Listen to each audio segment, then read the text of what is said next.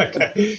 So All right. welcome, Nick Marsh. So for all of you out there who don't know Nick, Nick does, you'll know him from badangling.com. Also, your excellent YouTube channel, Life on the Bank, which is doing excellently, and I watch it a lot. And also, I know that you fish with Korum as well. So that's your background. First of all, congratulations. I mean, your channel is excellent. I love it. I'm addicted to it. That's very kind of you. You're now, I think I had a little nosy around this morning.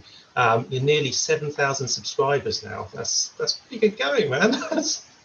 It's not bad. Yeah, we've only been going just over a year, and I think my target for the first year, not that I had a target particularly, but I think everyone that does this kind of thing, they have this 1,000 subscriber thing in their head. Maybe it's because at that point you get monetized or whatever. And I thought if I could do that in the first year, I've been happy, you know. So so it's been very popular, which is great. I got 6,000 about in the first year, so good. Yeah, really good. That's pretty massive. So you're obviously doing something right.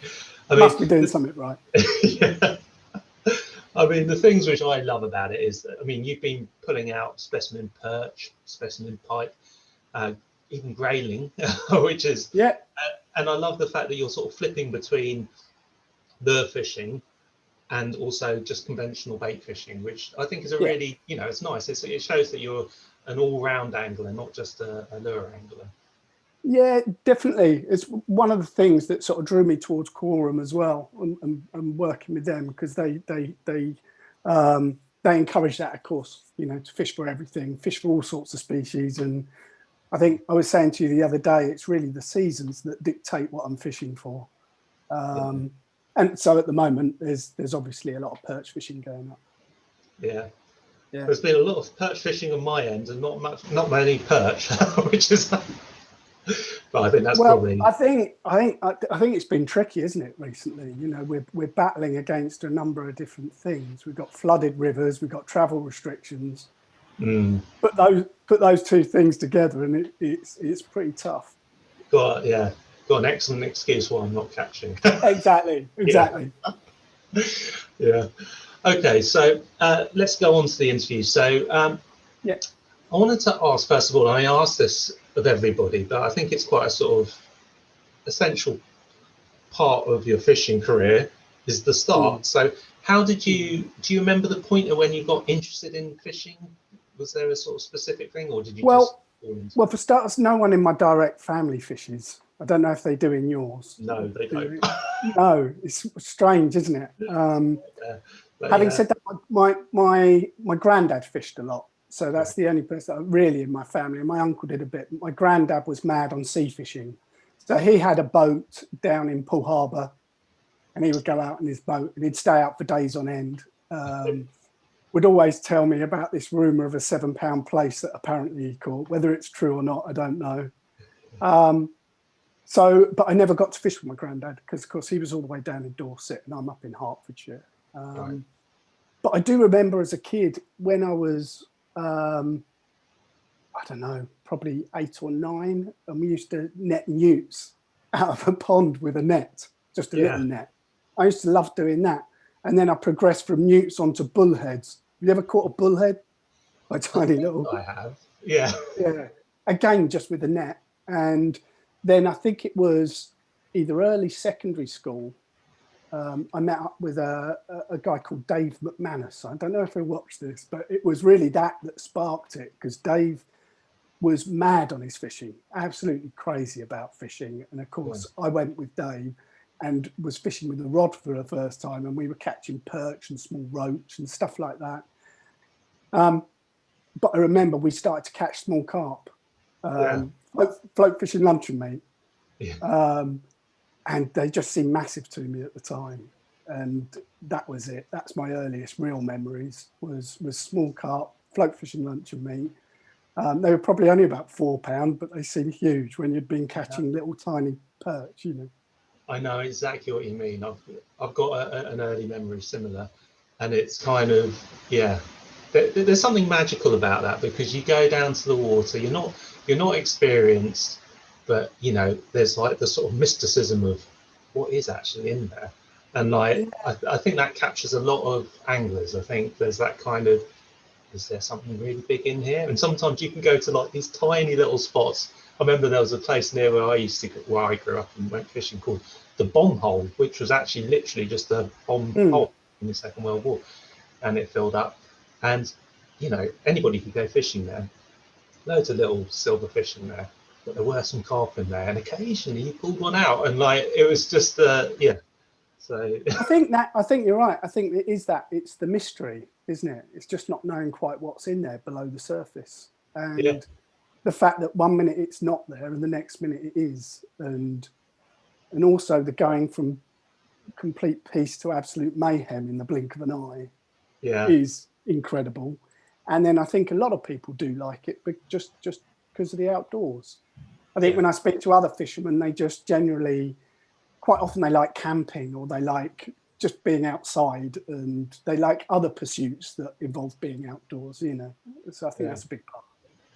We like camping in our family, but what I sometimes do is I manage to wangle our camping beside a lake or a river, unbeknownst to my wife until we arrive. She's on to you, I'm sure. Yeah, she is. Yeah. So, what was your most memorable catch? I mean, a lot of people jump straight for their sort of largest fish.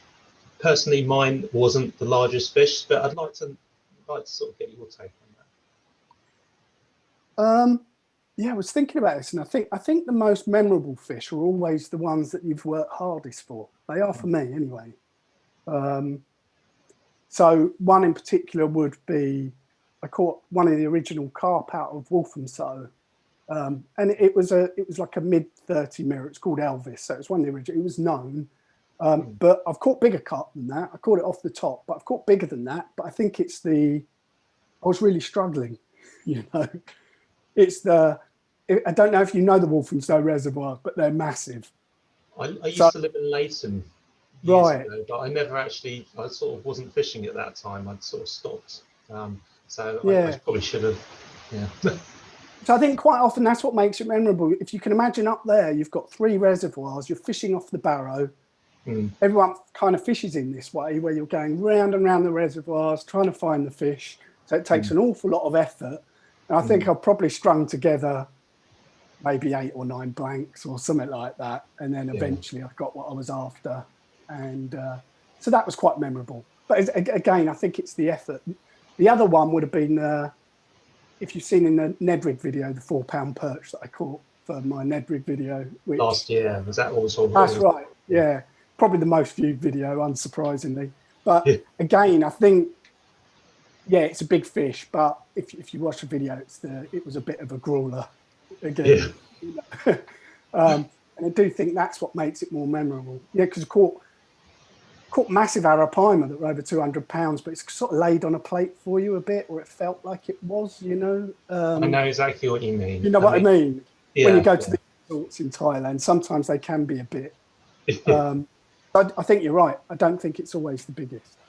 No, I completely agree. I mean, you know, I was thinking back to probably my most memorable catch, and you know, I've had some really big fish, but you know, I was guided onto those fish, and it was literally a case of sitting there waiting for a take and then catching it. Whereas I probably, when I think back to one of my most memorable catches, it was actually fly fishing, and I was fly fishing on a little lake up in France in the Alps, and I had like a 12-pound trout off the surface. So it was my biggest trout, but it was like, you know, it was all just perfect, really sort of nicely balanced gear, and just everything felt really good about that thing. And it always sort of just, I knew that it was me that did that, and it wasn't somebody else who sort of like put it on the plate, as you said. I think sometimes it's where you've caught it as well, the context, the environment, and quite often it's not actually the fish itself, is it? It's the story behind it. The story behind it, 100%. Yeah, exactly. So I wanted to, obviously being a YouTuber myself, I wanted to sort of ask you about your journey with your channel. So I wanted to ask a bit about bad angling, and also your channel, Life on the Bank. Yeah, of course. So what sort of spurred you into doing it? Well, I think you probably got to understand my background slightly. I've run a media company, if you like, for over 20 years now.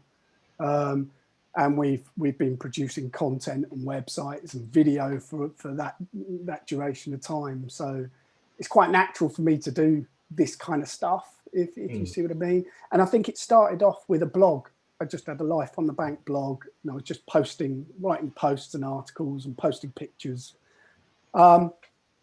They got noticed by a company called Badangling, started writing some articles for them. I think then I probably started Instagram and started posting content there, and then from there went into YouTube. So that's sort of like the journey that I took. Yeah. As I say, all this sort of stuff, it's kind of what I studied at college. It's what I set up a business doing. It's just what I do. Well, I mean, you see it definitely. It relates into. I mean, apart from obviously you're a very talented angler, your videos are very well put together, and like I come from a post-production background as well, and so I really appreciate seeing the sort of level of detail, because I mean, it's done very, very well. To say, because I think a lot of people who watch YouTube and they sort of see somebody going out there and catching a fish, and it all seems very simple and easy, but the reality of actually even being able to get down to the water with the camera and then actually capture a fish and capture it on camera is quite difficult. Yeah, it's quite difficult, isn't it? How do you find it? Do you find it quite challenging to? Yeah. Because it's a bit like fishing with the brakes on sometimes, isn't it? Yeah, it can be. Yeah. I mean, I know that you use DSLRs and quite big cameras, and like the quality is absolutely outstanding. I went probably the opposite way. I've kind of gone just GoPros, because I find I don't want to have to carry too much stuff around, and so from a filmmaking point of view, my audio is probably not as good as it should be. You know, I'm very limited in terms of cameras, but it kind of suits my style, because I think we're probably similar in the sense that we don't get too much time to go fishing. If I'm going fishing, I have to be able to like literally have a grab bag. I grab my cameras. I think that's what's most challenging. So the videos that seem to be the most popular are the perch videos, but they're actually the most challenging ones to film, I would say, or anything where you're mobile. You have to keep stopping. You have to keep You have to keep stopping. Whereas if you can imagine, if you're filming, if you've got a bait and wait situation where you're carp fishing or barbel, it's a little bit more straightforward then to fish and film at the same time. Exactly. But when you're lure fishing, it's very difficult. It's very stop. But it is what it is. I enjoy the process. Do enjoy the process. And of course, every now and then, I will have to have sessions where I just don't record it and I don't take camera equipment, because sometimes it can get a bit much. And like I said at the start, the fishing's challenging enough as it is, right, with the flood water and everything else. So it's important, I think, to get those sessions in that are just for yourself. Yeah, I mean, you have to have two heads on as well, I think, don't you? Because like you've got your fishing head, you're trying to work out what's going on and trying to find those fish, and then you've got your presenter head on, trying to sort of like work out how you're going to get this information across to people. So it's actually it's a massively complex thing, and although because you do it a lot, it probably is second nature now. Especially for people who are starting out or YouTube channels and stuff like that. It's tough. It's a really tough thing to engage the camera. I think new channels are really hard. I've just started up a new channel. You might have seen that is more about the production process and the creative process of creating content. And getting that off the ground, I can already see it's going to be hard work. And I think it is. I think the algorithm just hates you at the start. It's just it hates me. It completely hates me. I don't know what I did to it, but well, I think where it's helped with me to a degree is that I had those other channels that I built up before I started YouTube. And I haven't on this new channel. It really is a standing start, and you can really see the difference. So do you see what I mean? I had some people that were reading my blogs, and you had some people that were following me on Instagram. I probably had a couple of thousand, maybe a few thousand on Instagram before I started the YouTube. And I think that does help kickstart the algorithm, because I think YouTube wants you to bring people to the platform. Yeah. It basically wants you to bring people to the platform and keep them on the platform. Yeah. And so I think it does help if you've got those other channels. It's funny because yeah. I sort of dipped my toe into Instagram, and I got quite a few followers sort of just off the bat without having to try. And I think that actually frustrated me because I wanted my YouTube channel to sort of have that kind of response, and then I couldn't find a decent way of porting people across from Instagram over to my YouTube channel. I mean, but I'm not that. I think stick with it. I've seen the videos. I think your videos are great. You know, thank you very much. I think it's just one of those things. I think it's quite a tough gig in comparison to the other platforms, definitely, without a doubt.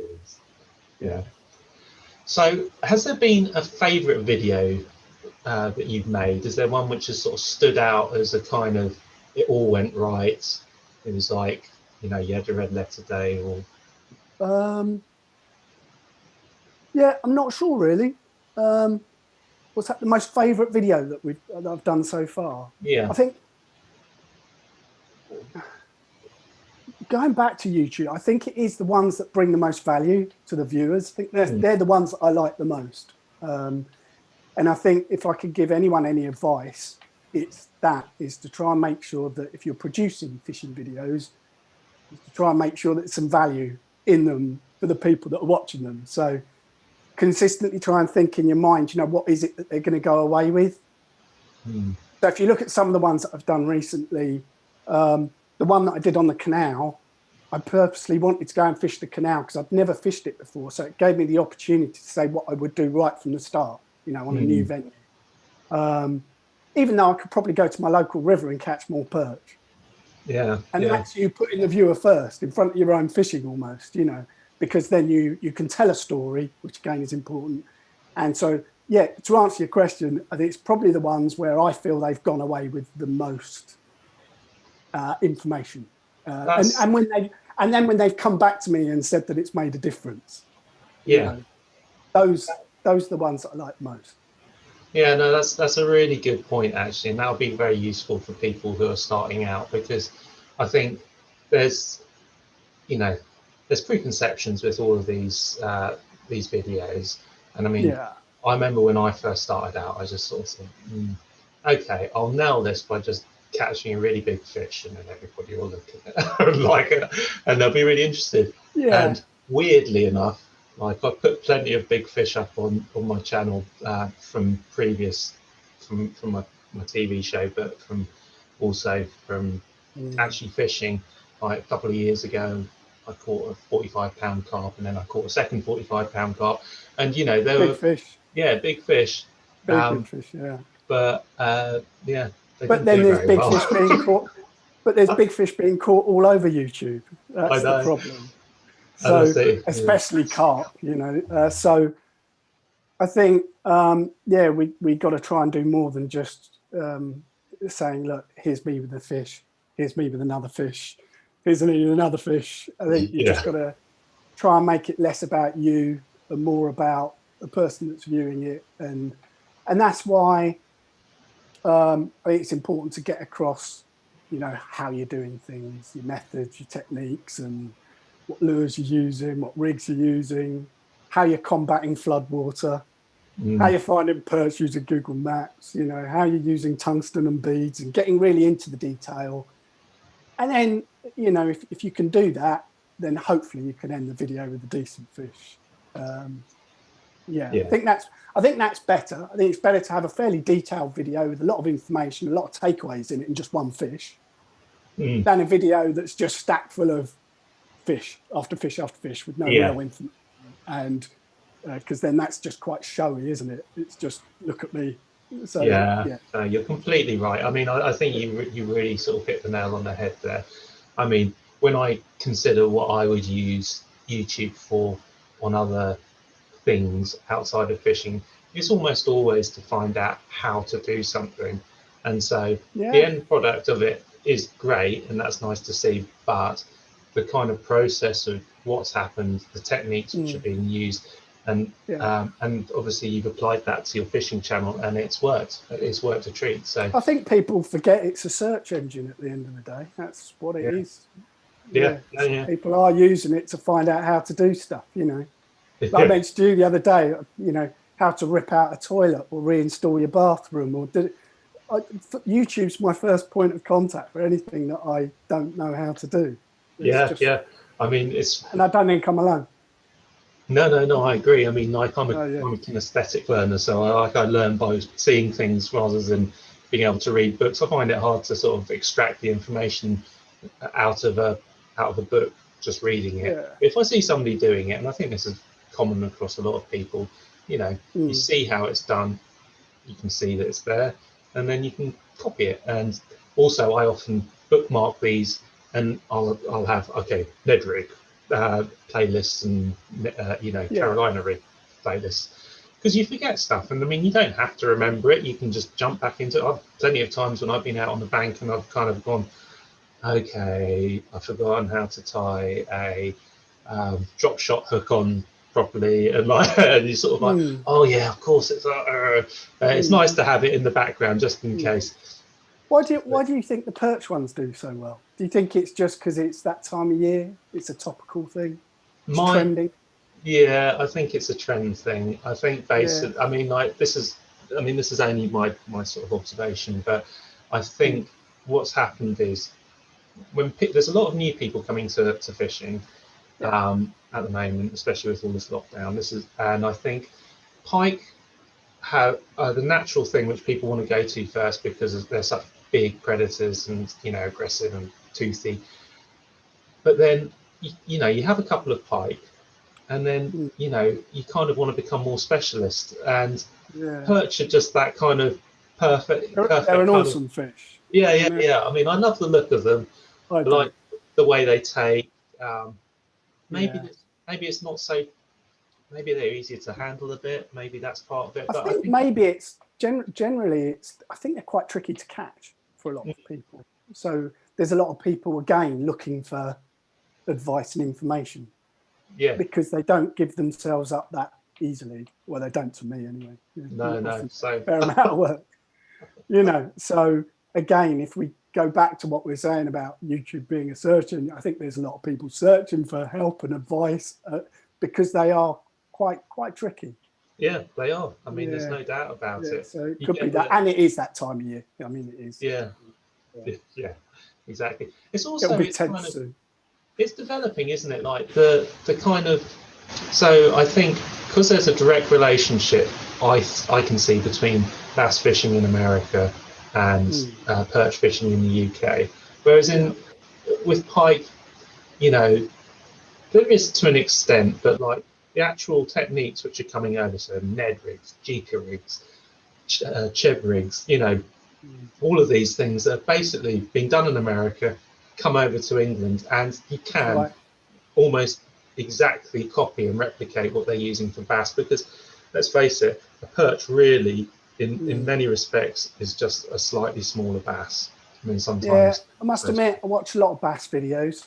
You know, there's more perch content out there now, but when I first started the channel like a year or so ago, or before I even started the channel, you know, like when I think back to when I started to get seriously into perching, maybe about 5 years, 6 years ago, there wasn't as many perch videos around, and it was the bass ones that we'd watch.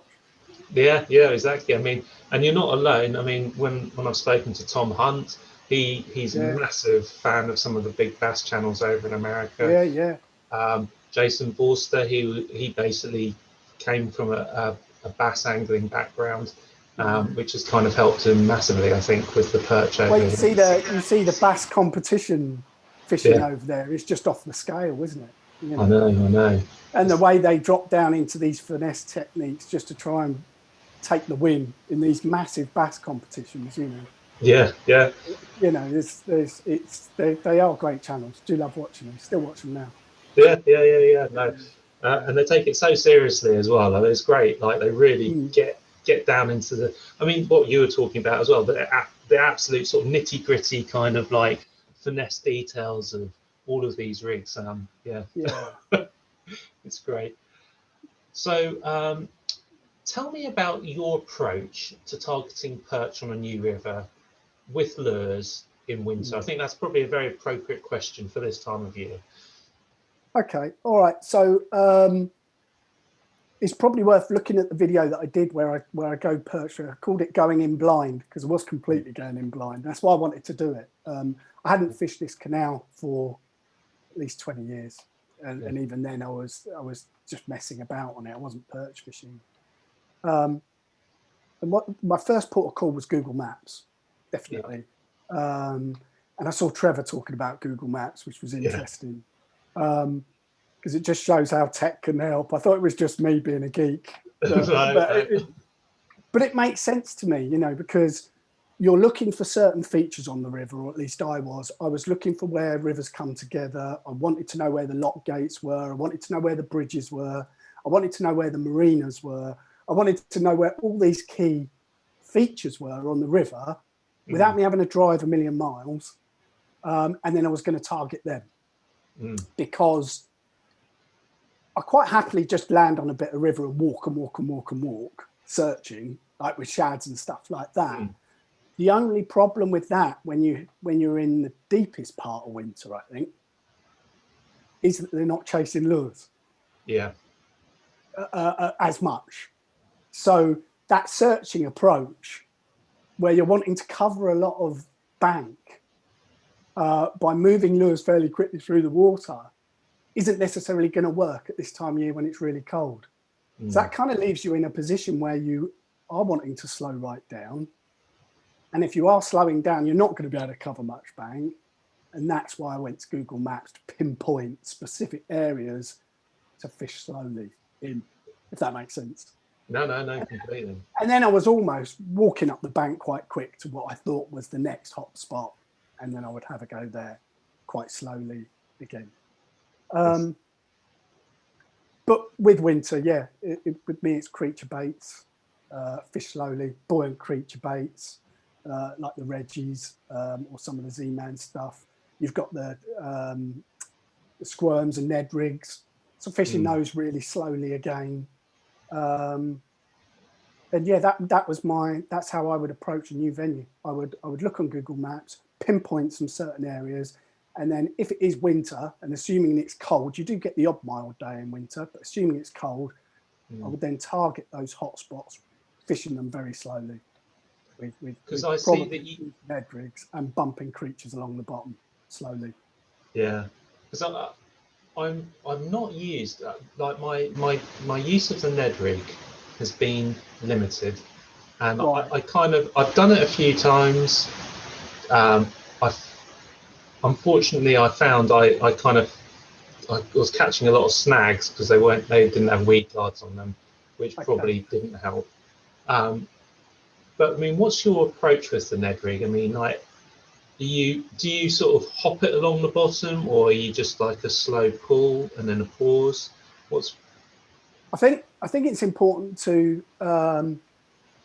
I think after a period of time when you're fishing the Ned rig, if you're not careful, you can become quite robotic.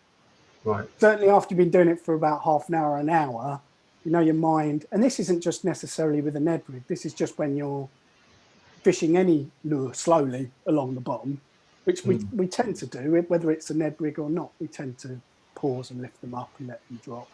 I think it's very easy to become quite robotic with that retrieve, especially after an hour or so of doing it, and you start to lose concentration and you're thinking about stuff, you know, and then suddenly you're not really mimicking nature at all, are you? You're just like a robot. So I think I try and mix it up slightly. Generally speaking, the colder it gets, the slower I'll go. But then every now and then I will mix it up. But I do think that, you've got to give it a little hop, long pause, then maybe a couple of hops, then an even longer pause, bit of a drag. Do you see what I mean? I think you have to do that rather than that robotic retrieve. I think that makes a huge difference. But to be honest, I don't think it's my natural style of fishing that slowly. I'm constantly having to concentrate on slowing myself down. I don't know if you find that, but I was thinking about this the other day. Like, yeah. I think I am naturally a sort of slightly slower fisherman. Right. I do, because I used to fly fish a reasonable amount, so it's kind of little strip, let it sit, strip, and it works really well. So, and sometimes I think I fish a little bit too slowly and don't cover enough water. So maybe I would say that I try and use the lightest jig head that I can get away with. I think that's quite important, and that's particularly challenging at the moment when you've got flood water. Because then that's the thing about flood water. All of a sudden, then you, just to kind of hold bottom, you're having to go too heavy, and then you lose your confidence in what you're doing slightly. But I do think that I think we all know that perch like a falling lure. They like the lure when it's dropping. I think if you can use the lightest jig head or weight that you can get away with. I had the other day where I went out and I wasn't catching them until I dropped right down to a 1 gram jig head. Really? And yeah, I was getting the odd one on a 3, but certainly not 5. So I do think that long pauses, lift it in the water, nice light jig head, let it drop slowly, and then repeat the pattern. Well, don't repeat it too much, as I said before, but a nice lift, let it drop, light jig head. Quite often you will get them on the drop. You get them as it's falling. It's funny, like 3 grams is my kind of that's my go-to. Yeah, that's where I usually. I think it probably is. I think it is mine as well. Probably about 3. But I found myself going up to 7 recently because why did you find yourself doing that? Was it the flow? Just wasn't I wasn't confident that I was really getting it right onto the bottom in the river because of the flow basically, and I wanted it to sit in an area so I could wiggle it a little bit and then hop it along, and I think I was just getting washed away too much. I mean, the advice that I get from anglers that are much better than myself, especially as you get into winter, is you almost can't fish them too slow. Go really, really slow. And I'm constantly, and I'll get these guys that are better anglers than me seeing my videos saying, you're still going too fast, Nick. You're still going too fast. I think they're right. But I can't slow myself down. But that is, like I say, that seems to be the theme with the Ned, especially when it gets really, really cold. If we talk about winter, almost can't fish them too slow. Long pauses. And what's your feeling on, let's say, when you're getting into cloudy water, murky water, which we all experience at this time of year? Tons of that at the moment. Yeah. Are you a colourful, or are you a sort of more natural but dark coloured person? Don't tend to fish bright lures, as in sort of like your yellows and oranges. What I tend to do is try and create a silhouette. So I will either go really dark or really light, almost black or white. Yeah. So if I'm fishing those Reggies or squirms, then I'll be using the dark lord or the silverfish, right at the opposite ends of the spectrum, because I want to create that contrast. And then I've also been playing around with some success with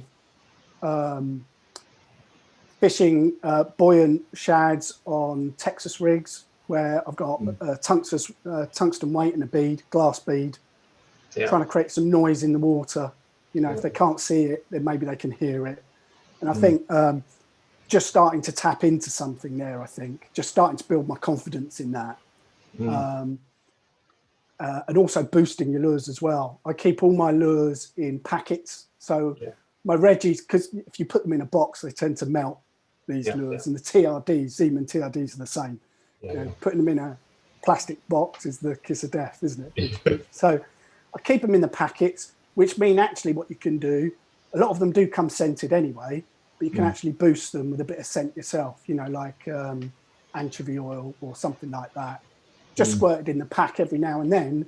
Again, if they can't see it, then maybe we can get them to either smell it or pick up on the scent or hear it with the noise.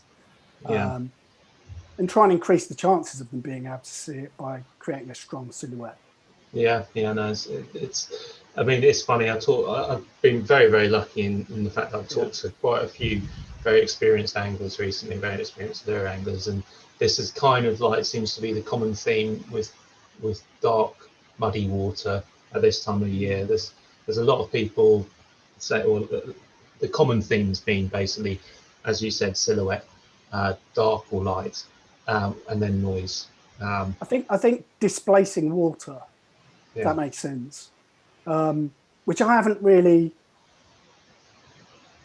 sort of looked at that too closely, but I do think that maybe slightly larger lures, I've always done quite well on the nimbles, like the crazy fish nimbles.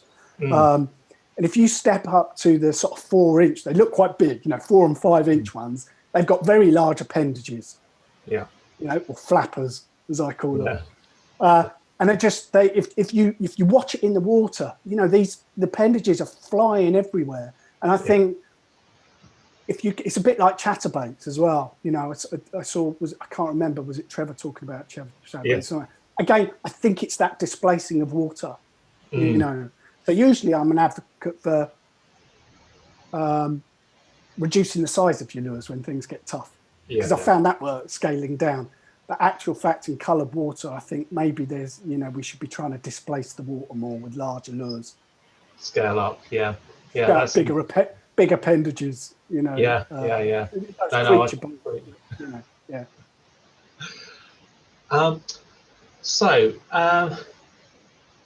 Have you got any fishing goals or aspirations which you're sort of going to be trying to? We were talking briefly yesterday, and you mentioned tench. Any sort of like goals or aspirations for this coming season? I never really set myself goals as in numbers. If that makes sense. Like, I've got to get a, £10 tench and a £12 bar. I don't tend to do that, but I will. Like, for example, next on the agenda will almost certainly be a chub, a decent chub, big chub. What I found is that at the end of February every single year, the chub will start hitting your lures. So you'll be out perch fishing. Found it last year. Did a video about it. In February. And it's not just me. You'll notice it. Mark my words. We'll get into the last 2 weeks of February, and all the perch fishermen will start catching a lot of chub. I had one the other day on my video, but they'll start to get caught in numbers right at the dying weeks of the river season. So what I did last year and what I'll be doing this year is actually targeting them. So I'll switch to crankbaits probably halfway through February, and I'll be trying to get a big chub on a crankbait. Would be good. And then after that, it will be trout, I think, possibly before it gets too warm for the trout. And then it'll be tench because we'll start to get into spring, and it'll be time for tench, and then you'll be into carp and barbel, and away you go. Oh, it sounds nice. I can't wait until it starts warming up. What about yourself? What will you be targeting next? Oh, me. Oh, God. I'm still very keen to just sort of crack this section of water which I've just got onto. So I've got onto a section on my local club, which is a fly fishing section normally, but they allow us on there. So this season for me was all about trying to get a big perch. That's kind of what I sort of set my stall out to do that. How have you got on? What's the biggest one you had? I had a 47 centimetre one. It's a big fish. Yeah, it's a big fish. How did you catch that one? I took my daughter. Apparently, lucky mascot. My daughter fishing helps. There you go. You have to take her more often. Yeah. I assume it was on a lure, was it? Yeah, of course. I had it on a Z-Man crawls, just a Ned Rig. It was like a sort of 3 gram, and it was a June bug, so dark. Yeah. Fantastic lures, catching a lot of big perch. Yeah, they are. They're brilliant. They look. I've got a lot of confidence in those lures actually. And what I like yourself, I use scent, but I use a Ilex kind of paste gel, which is kind of white, and so it kind of puts a bit of contrast on it as well. So I kind of just plonk that on the body. Stinks, absolutely stinks. I mean, nobody you get weird looks if anyone comes past you because you smell like rotten shrimp or whatever it is. But apparently the perch like it. Yeah. Well, obviously they do. It's a big fish, that 47 centimeters, large, big perch. Yeah. They take a completely different appearance once they get to that size, don't they? Yeah. I mean, they look incredible. It was a weird thing because, like, I'd just taken my daughter out on we went out on the lunchtime, which is unheard of for us, and we just went down to a place where I knew there's like an entrance from a drain which holds a lot of bait fish around it. I've perch fished around there quite a bit, and I know I've never had any decent perch out of there. You know, maybe up to a pound, but and then it was just one of those ones where we were going to go, and I said, "Oh, let's just do 5 last casts, and then go." And on the second one, we had a take, and I was like, we caught a pike. Yeah, but you thought it was a jack. I was about to say that. It was like, it was a jack, right? Yeah. And then it came up on the surface, and it was like, the net, get the net. It's incredible, isn't it? When you catch something, you think this has got to be a pike, and then it breaks the surface, and it's not. It's fantastic. So that was on the flip side, when you cook out and you're praying it's a perch, and the jack pops up to the top. Yeah, I know. It is what it is. So what I've been doing with all of the other people I've been interviewing is we've got a little quiz, which is basically... All right, okay. This will be interesting. So I'll just give you a rundown. At the moment, Trevor Gunning is got 7.5 out of 10. He's top of the leaderboard. As you'd expect. Followed by a healthy 7 by Thom and Jason. They both got 7 out of 10. Right, okay. Of course, these questions are so random that there is no skill in this. Okay, that's good to know. That helps. Yeah. So we'll just jump onto that and see how you fare. Right, and then after that, I've just got a few questions from the sort of wider fishing audience. Yeah. Right. So we'll just skate through a few of those. So first of all, okay, how many species of salmon are there in North America? A, 3, B, 4, or C, 5? We'll go 4. So it was actually 5. There's the Chinook, the coho, the chum, the sockeye, and the pink. And some people say a steelhead is a salmon as well, but right, okay. Oh well, never mind. That's not a very good start. It's a non-native species, so it's you'll give me a break, will you, on that one? Yeah. All right, fair. Okay. So finish the name of this 80s movie starring John Cleese, Jamie Lee Curtis, Kevin Kline, and Michael Palin. A fish called Wanda. Yes, exactly. There you go. You're on the leaderboard. You're on the board team. Okay. You'll never know this one. This is just going to be a random guess. Okay. I've also been finding it hard to find fish questions. You might. So I start getting a bit creative with some. All right. Okay. All right. What is the longest fishing rod ever made? A, 12 meters. This is a rod, not a pole. Not a pole. Okay. Not a pole. So A, 12 meters, B, 18 meters, or C, 22 meters.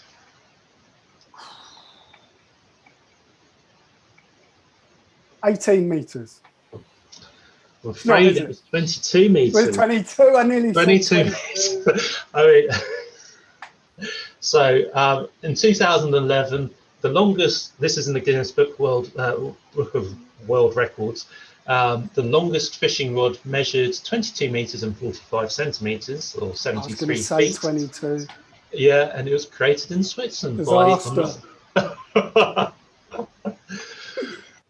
Okay, so what is the European perch record? Is it £6 4 ounces, £8 4 ounces, or £10 and 4 ounces? The European? Yeah. It's got to be the 8-pounder. Yeah. Yes.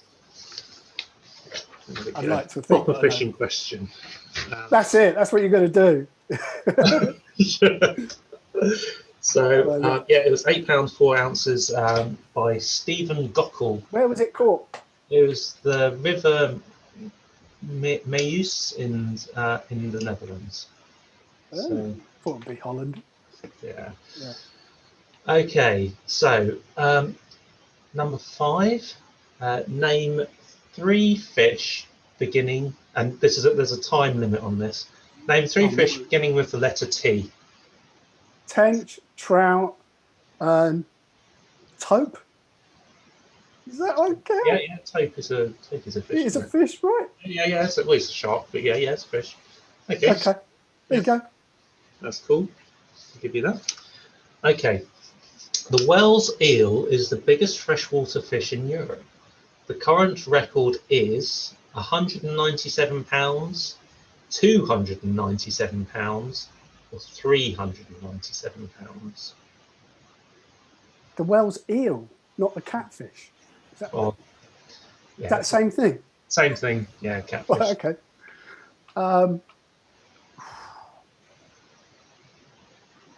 What were they again? 290 something. Yeah, so 197, 297. 200 or 300.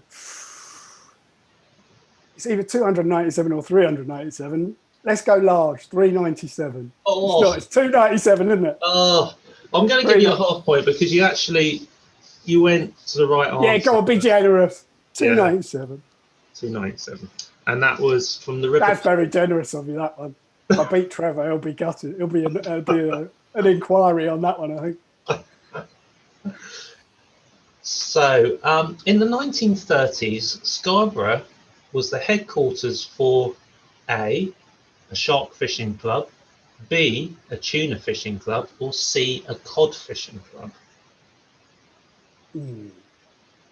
Shark fishing. No, it was a tuna fishing club. Really? Okay. Yeah, they used to catch. The last one. That's the last one I guessed. Yeah, I know. Yeah, okay. It's weird, right. isn't it? It's look online. It's bizarre. Yeah. Like they used to catch huge northern bluefin tuna out of Scarborough. Feels like a trick question, that one. Well, they're coming back into our waters again, aren't they? I mean, like they're coming regularly down into Cornwall now. Right. Okay. Right. So, what? Where are we? Sorry. What is the age of the oldest freshwater fish? 52 years, 112 years, or 132 years?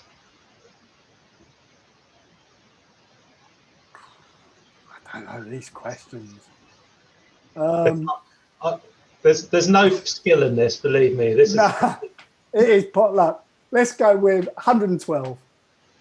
Yes, you got it. So it's a fish called the big mouth buffalo, which is a native North American fish, and it can grow up to 80 pounds. I don't know if it's a buffalo carp, because I know they have a thing. Yeah, they do. The ones with the black eyes, don't they? Yeah. So it may be that. Yep. Okay, so last 2 questions. If you catch a sturgeon in British waters, should you phone a caviar company, B, contact the press, or C, contact the Queen?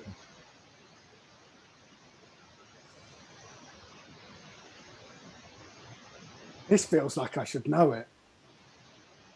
Did you know this one before you researched? I semi knew this one. Oh, it's not a semi. Go with B. Contact the press. No, it's actually, you've got to, all sturgeon belong to the Queen. Queen, I was going to say it. In British waters. Okay, yeah. All right. Oh, well, never mind. Not doing very well here. Don't worry, it's never going to happen. Actually, Weirdly enough, actually, I was chatting to somebody a year ago or something. They caught a sturgeon out of the river going through Tonbridge just outside London. It's like, who would have thought it, eh? Yeah, yeah. So, yeah. okay. Incredible looking fish, dinosaurs. Yeah, yeah. Okay, so this one's another non-fishing related fishing question. According to the Yellow Pages advert, who wrote the book Fly Fishing? J.R.R. Tolkien. Hartley. Yeah, you got it. J.R. Hartley. It was indeed. Show me age. I love that advert. Yeah, yeah. But, yeah. Oh dear. Okay, so let's have a look. Let's do I think Trevor's safe. 1, 2, 3, 4, 5, 6, 6.5. Oh well, that's not too bad. That's not bad. That's not shabby. I mean, I do think that these questions have been getting harder and harder as I've been searching more and more for. I thought there'd be like should have got the Queen one with caviar. Should have put 2 and 2 together there. I think. Never mind. 6.5. Good stuff. That's it. Okay, right. So I've got a few questions here from people on Facebook mainly, from a lot of different forums and groups. So find it here. So I'm not sure. I'll ask you this one. This may be a question which you might not have an answer for. So this is a question from Lula Humphreys, and she's asked, does Nick ever fish the deep lochs in the Scottish Islands? And if so, what's the greatest depth you have found pike? No, I haven't. Sounds incredible. Yeah, that's a short answer, isn't it? No, I haven't. But no, it sounds incredible. Would love to do it. Yeah, absolutely. No, I haven't. So sorry, can't answer that one. Well, perhaps you can answer, what's the greatest depth that you've found pike? Do you ever fish really deep for them?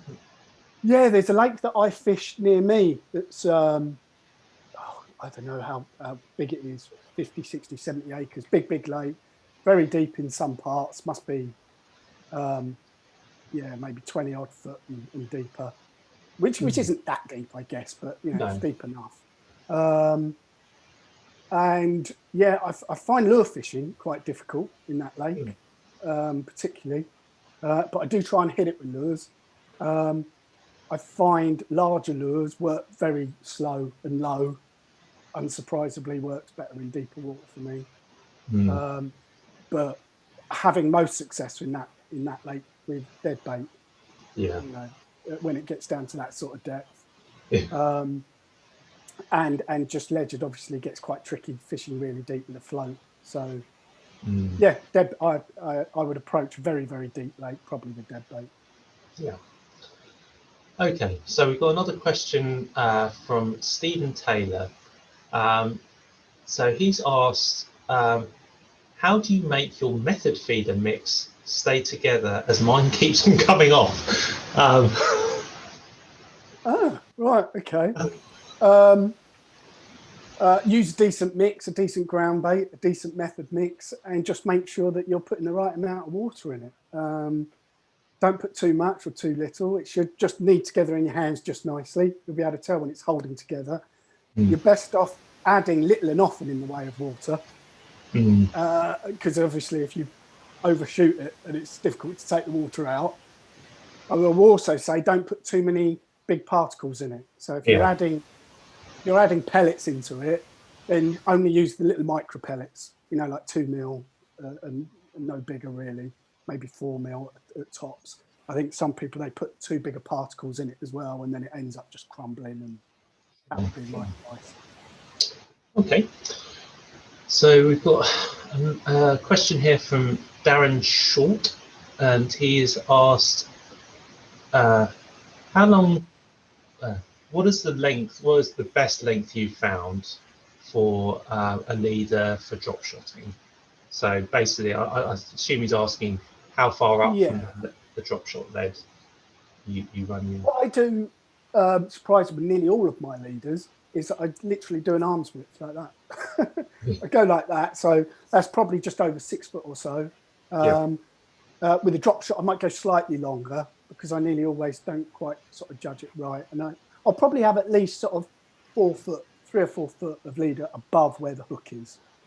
And then I'll have probably about 1.5 foot underneath the hook. And obviously I'll have one of the adjustable sort of like pencil drop shots so I can adjust it up and down the line.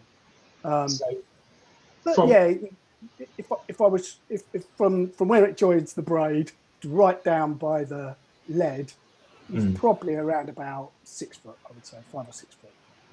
And I think what he was probably asking on this was the length from your actual weight up to your hook itself. Have you found that there's a... So with...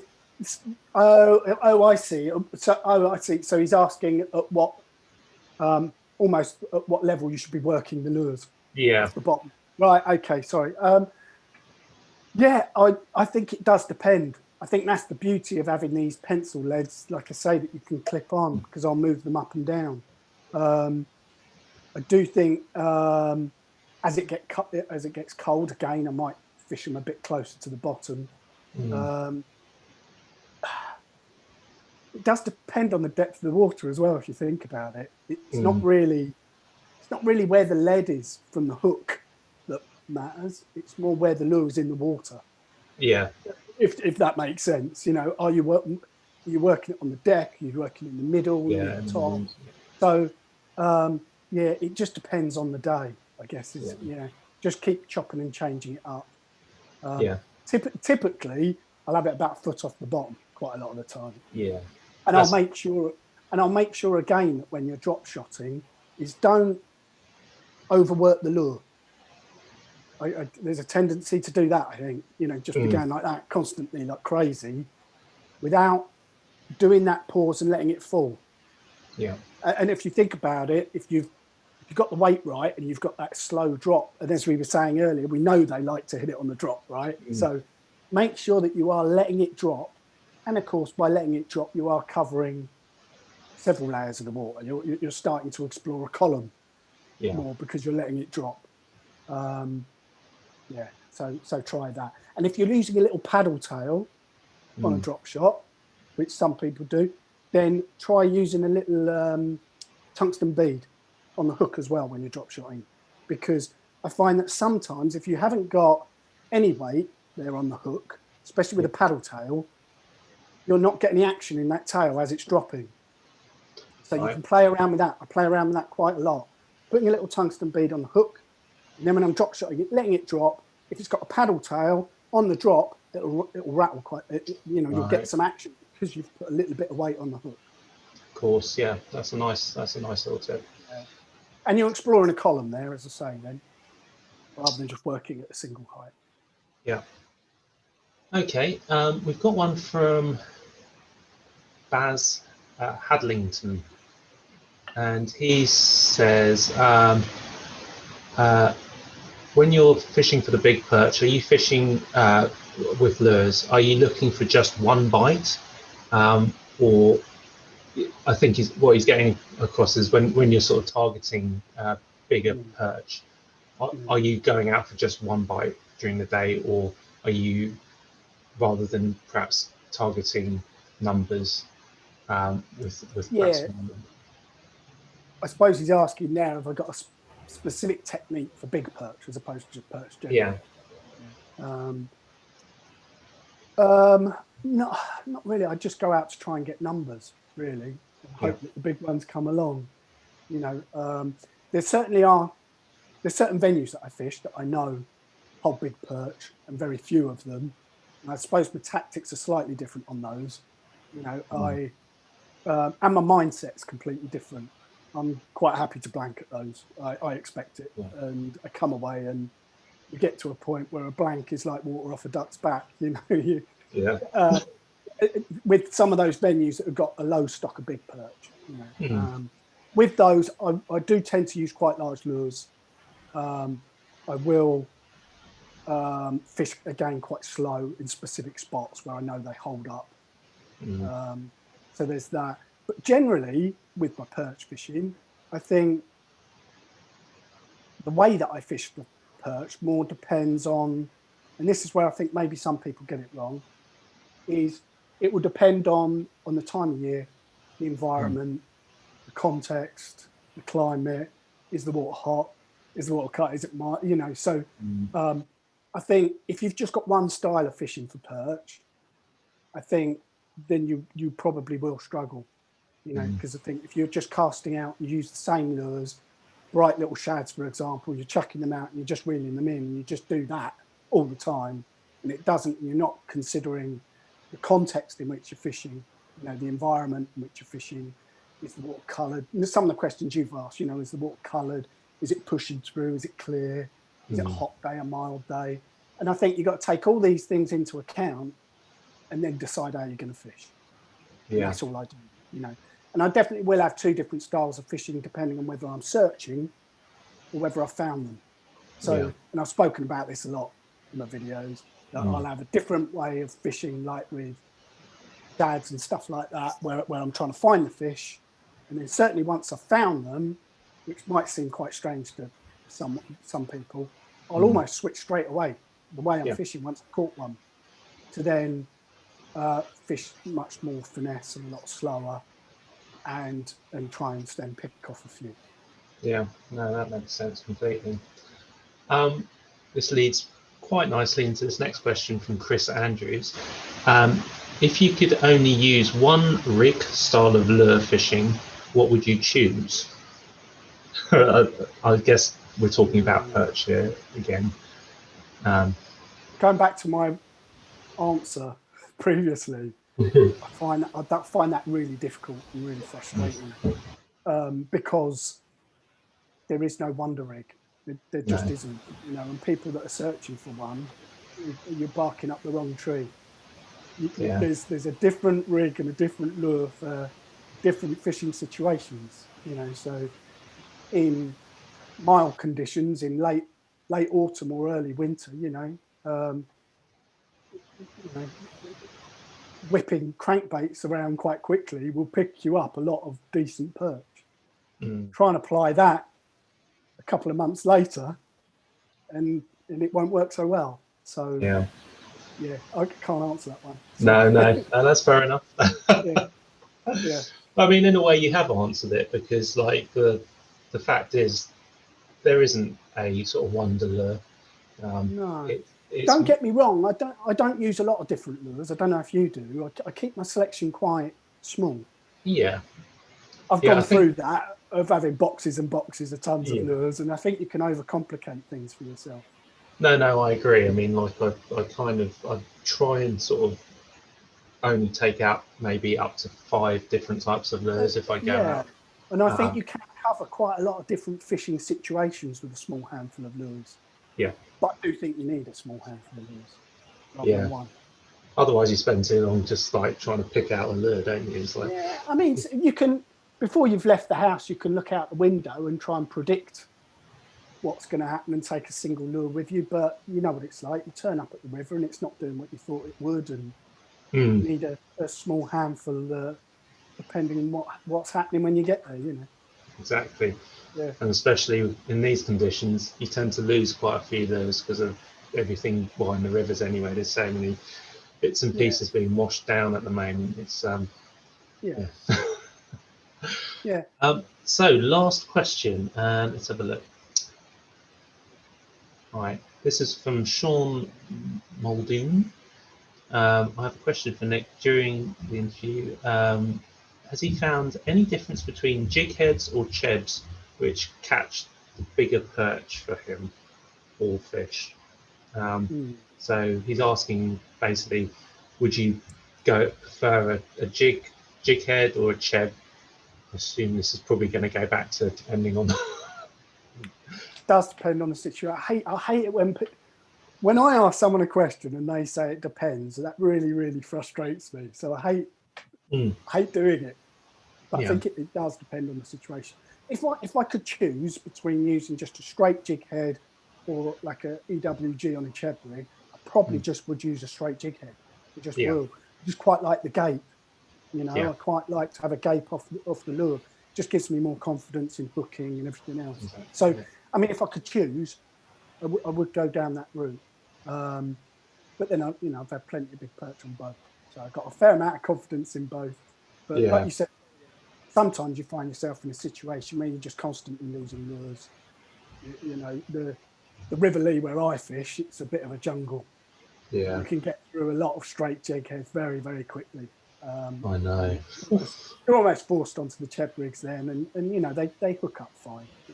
Yeah. I know exactly what you mean. I mean, I've had, I was down at the river probably a couple of months ago, and I had an EWG hook on with the Cheb rig, and I had and I sort of lured it down in the water, and immediately a big perch came up and hit it, and there was that thing, and I think a lot of lure anglers experience this, where you sort of visually see it happening, and you probably strike too early. I didn't hook it anyway. That was the point. I was very frustrated about. I find it weird sometimes with perch is that very rarely, and I don't know if you get this, but once I've hooked them, they don't tend to come off. But what I do sometimes get is the on-off. Do you know what I mean? Where they're on and off, just like that. It feels like once they're on, they're nailed on.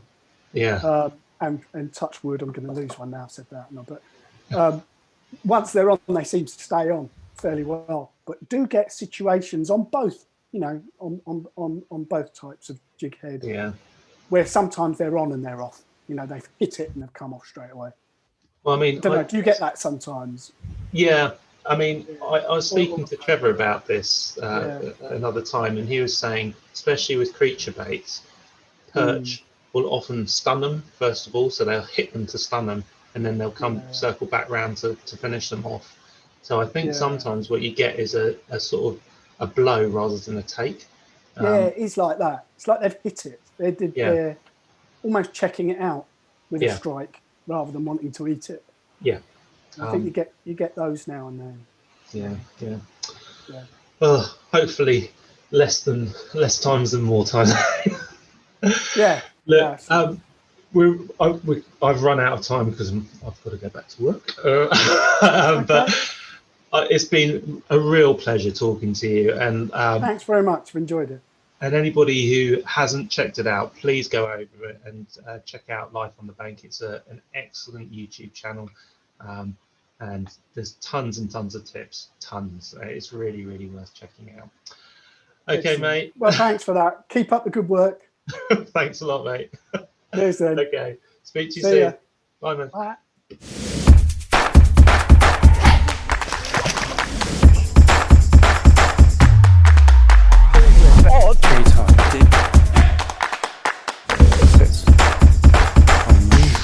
Fantastic.